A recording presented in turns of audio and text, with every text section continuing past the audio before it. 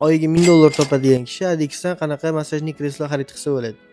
Agar oyiga $1000 topadigan kishi bizdan mana birinchi modelimizni $650 ga shunaqangi 2S modelimiz bor. O'shani bemalol xarid qilishlari mumkin. Dizaynlari ham, ko'rinishlari ham juda ham chiroyli qilib ishlangan. $2000 topadigan odamchi? $2000 bo'lsa. Hop, $2000 topadigan kishi bizdan mana shunaqangi ko'rinishda Florida modelimiz bor. $1400 ga xarid qilishlari mumkin, ko'rishingiz mumkin. Buni ham dizayni ham boshqa kreslolarga o'xshamagan, juda ajoyib qilib ishlangan.